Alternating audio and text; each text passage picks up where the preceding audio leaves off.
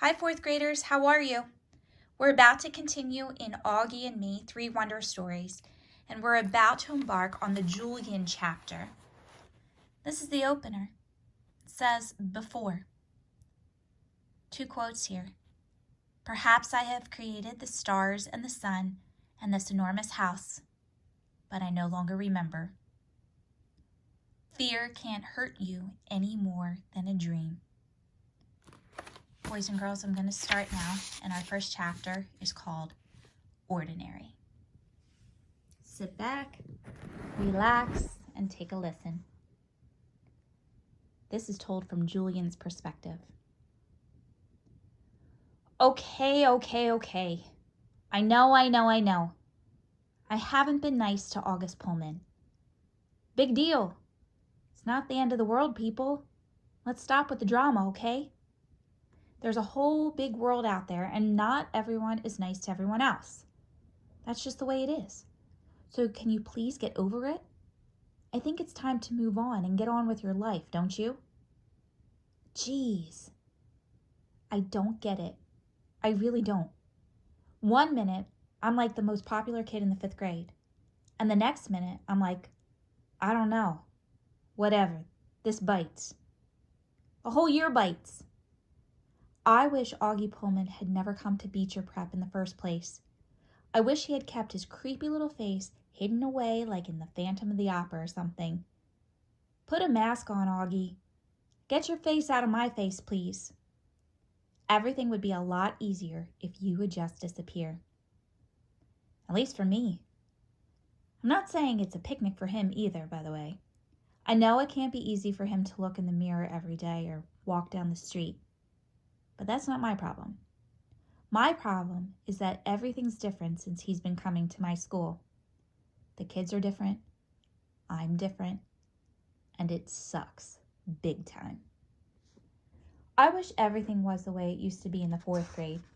We had so much fun back then. We would play tackle tag in the yard, and not to brag, but everyone always wanted a piece of me, you know? I'm just saying. Everyone always wanted to be my partner when we do a social studies project, and everyone always laughed when I said something funny. At lunchtime, I'd always sit with my peeps, and we were like it. We were totally it. Henry, Miles, Amos, Jack. We were it. It was so cool.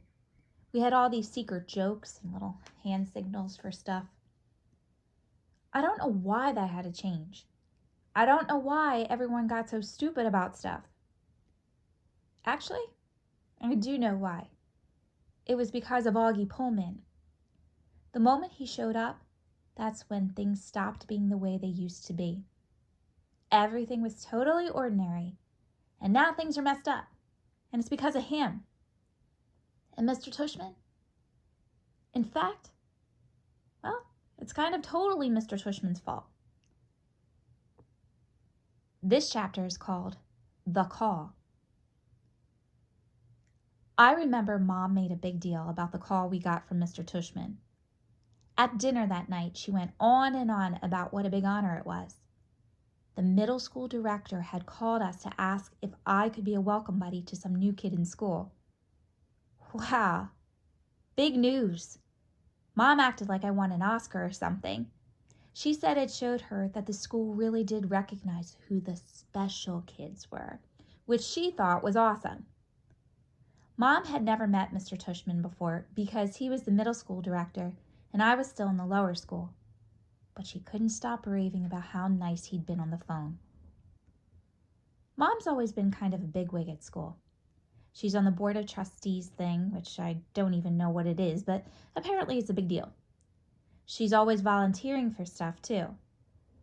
Like, she's always been the class mom for every grade I've been in at Beecher. Always.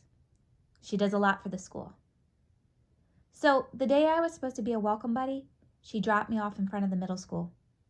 She wanted to take me inside, but I was like, Mom, it's middle school. She took the hint and drove off before I went inside.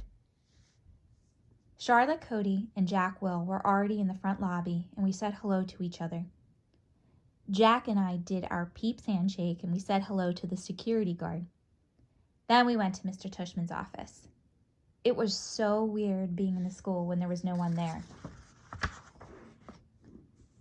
Dude, we could totally skateboard in here and no one would know, I said to Jack, running and gliding on the smooth floor of the hallway after the security guard couldn't see us anymore.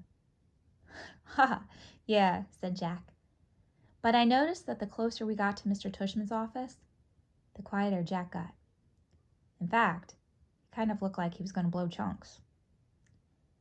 As we got near the top of the stairs, he stopped. I don't want to do this, he said. I stopped next to him. Charlotte had already gotten to the top landing. Come on, she said. You're not the boss, I answered. She shook her head and rolled her eyes at me. I laughed and nudged Jack with my elbow. We loved egging Charlotte Cody on. She was always such a goody two-shoes. This is so messed up, said Jack, rubbing his hand over his face. What is? I asked. Do you know who this new kid is? He asked.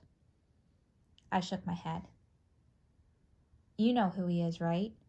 Jack said to Charlotte, looking up at her. Charlotte walked down the stairs toward us. I think so, she said. She made a face like she had just tasted something bad. Jack shook his head and then smacked it 3 times with his palm. I'm such an idiot for saying yes to this, he said with his teeth clenched. Wait, who is it? I said. I pushed Jack's shoulder so he'd look at me. It's that kid called August, he said to me. You know, the kid with the face. I had no idea who he was talking about. Are you kidding me? Said Jack. You've never seen that kid before? He lives in this neighborhood. He hangs out in the playground sometimes. You have to have seen him. Everyone has. He doesn't live in this neighborhood, answered Charlotte. Yes, he does, Jack answered impatiently. No, Julian doesn't live in this neighborhood, she answered just as impatiently. What does that have to do with anything? I said. Whatever, Jack interrupted. It doesn't matter. Trust me, dude. You've never seen anything like this before. Please don't be mean, Jack, Charlotte said. It's not nice. I'm not being mean, said Jack. I'm just being truthful. What exactly does he look like? I asked. Jack didn't answer. He just stood there shaking his head. I looked at Charlotte, who frowned. You'll see, she said. Let's just go already, okay? She turned around and went up the stairs and disappeared down the hall to Mr. Tushman's office. Let's just go already, okay? I said to Jack, imitating Charlotte perfectly. I thought this would totally make him laugh, but it didn't. Jack, dude, come on, I said. I pretended to give him a hard slap in the face. This actually did make him laugh a bit, and he threw a slow-motion punch back at me. This led to a quick game of spleen, which is where we try to jab each other in the ribcage. Guys, let's go, Charlotte commanded from the top of the stairs. She had just come back to get us.